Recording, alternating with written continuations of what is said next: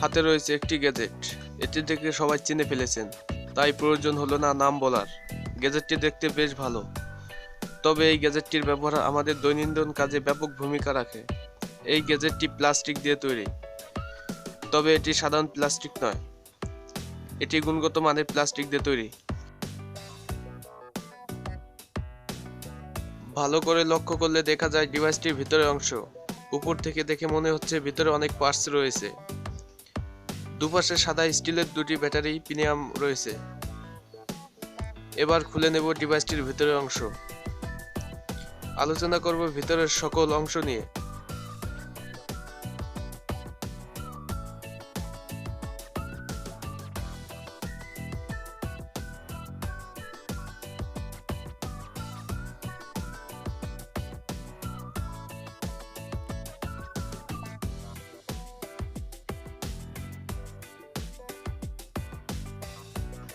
ডিভাইসটি খোলার পর বেরিয়ে আসলো উপরে একটি প্লাস্টিক অংশ।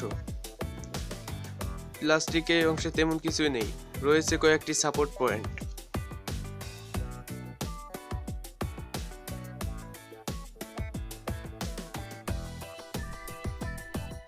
এবার দেখব মূল অংশ।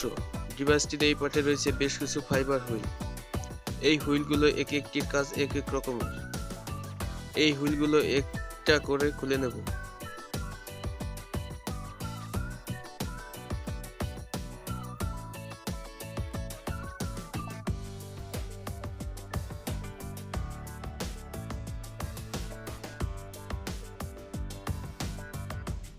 তিনটা হুইল খোলার পর রয়েছে একটি প্লাস্টিক সাপোর্টার, খুলে দেব এটিও। এই অংশের সাথে রয়েছে একটি ডাইনামিক মোটর।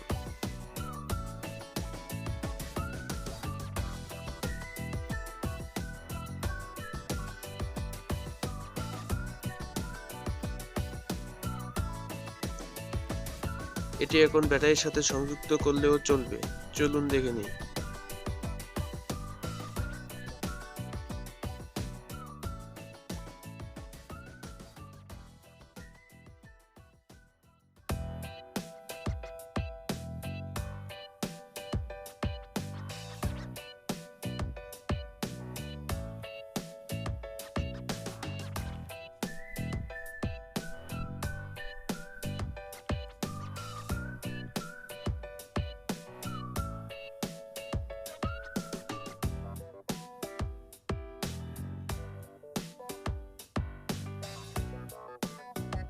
চলছিল বেশ ভালোই।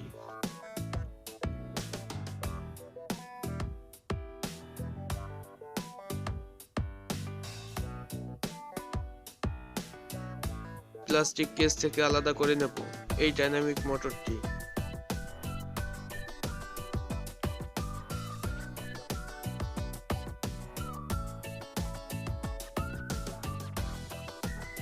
আলাদা করার পর বেরিয়ে এলো কয়েল ও সার্কিট বোর্ড, যা এই ডিভাইসটির মূল অংশ। এগুলোকে একটু ভালো করে দেখে নেব।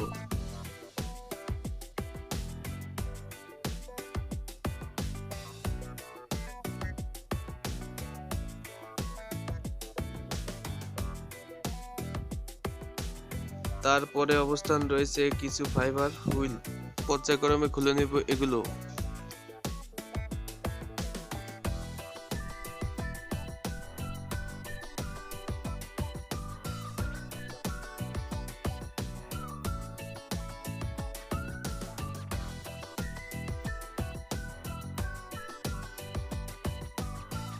এখন রয়েছে ব্যাটারির দুটি পাতি, এগুলোকেও আলাদা করে নেব মূল কেস থেকে।